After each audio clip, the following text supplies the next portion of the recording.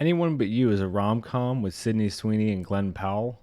It was pretty not funny, and it actually did a lot of stuff that I hate character-wise. I thought the acting wasn't very good, the writing wasn't very good. It just wasn't a very good movie overall. It's one that if you want to watch it, I just put it on when you go to bed each night and watch it like half an hour at a time. I'm not even sure if it's worth just having it on in the background. I'm just gonna go ahead and say Glenn Powell and Sydney Sweeney had like no chemistry.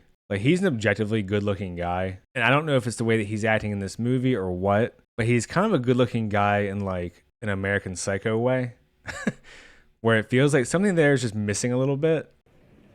And I haven't seen him in much. I've only seen him in this and Top Gun Maverick. So it might just be the way that he was told to play the role or the writing. I don't know.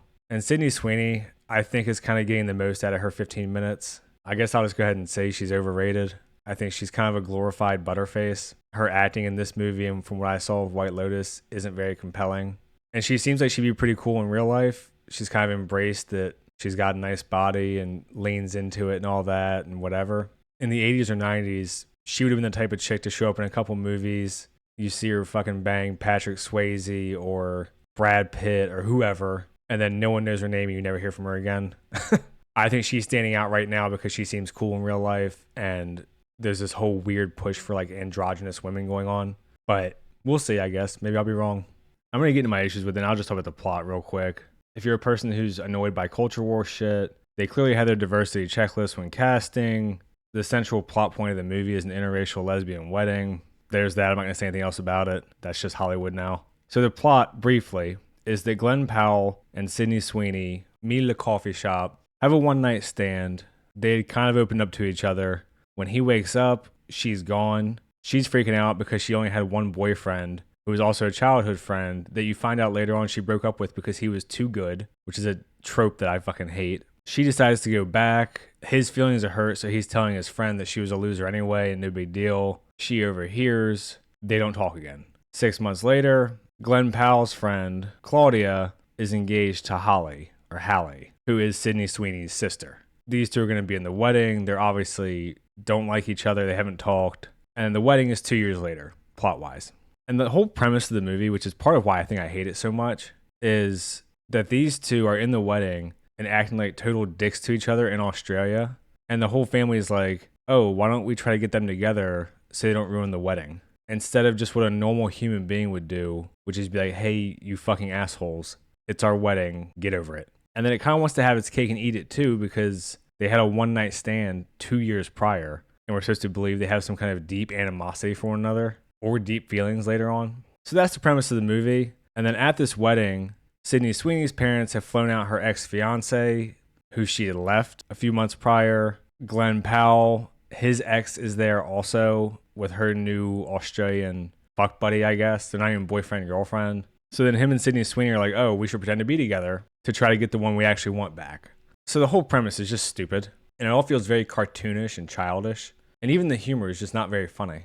There's a couple of parts where it's like, and that's about it. And because the way the movie was written, it's like, okay, you have two people who are assholes being dicks at people's weddings that they're close enough to be in the wedding and fly halfway around the world to Australia, and we're supposed to root for them to get together. Just a really bad setup. And then another huge problem with it is that because they're trying to make Sydney Sweeney and Glenn Powell dislike each other, they pretty much have no chemistry throughout the entire movie except for maybe one scene. But obviously he's got chemistry with his ex and she has chemistry with her ex. So you get those scenes where they see their person with their ex and they're supposed to be jealous. And like, we as the audience can see that. But it's like, are you really jealous? Like, you both hooked up once, you don't like each other. Your exes have been out of the picture for a while, seemingly. Like, Sydney Sweeney chose to break up with hers, and they had better chemistry together. So a lot of the premise is really flawed. And they do a lot of tropes in this that I just really don't like. And I think it makes the characters feel really inhuman. So like, one of the most obvious ones is Sydney Sweeney's relationship with her parents is very casual. And it's fine to have a casual relationship with your parents. I have one with mine. But there's still a clear line there of just shit that you don't talk about. And this movie really goes past that. Like, the way that they talk to her about her relationships and her life choices and stuff. Another one that's really strange to me is like the new spouses talking to the exes like they're just buddies. And this happens throughout the movie, obviously, because the exes are there as part of the plot, and then they're pretending to be boyfriend and girlfriend as part of the plot, even though they're supposed to actually like each other. And To me, that just seems very inhuman. I don't know, maybe I'm just a petty asshole or something. But if you're the guy who's dating the girl now, you don't want to meet her ex or be around him. Like anything beyond basic courtesies, you probably don't want a part of. And if you're the ex, seeing your spouse with a new person, same thing. So it's all very strange and very just kind of thrown out there like it's normal. The whole trope of Sydney Sweeney breaking up with the ex-boyfriend because he's too good, just awful. I don't think it's hard to just make the ex-boyfriend mostly a good guy, but they had some kind of disagreement, like a normal adult relationship, or that because a guy is quote unquote too good and the relationship is stable and healthy, that it's boring. Like, what message are you even supposed to take away from that? And then there's just a lot of kind of stereotype jokes. Like the black friend has his dog named Klonopin, and he's giving the command to the dog, fuck it up, fuck it up.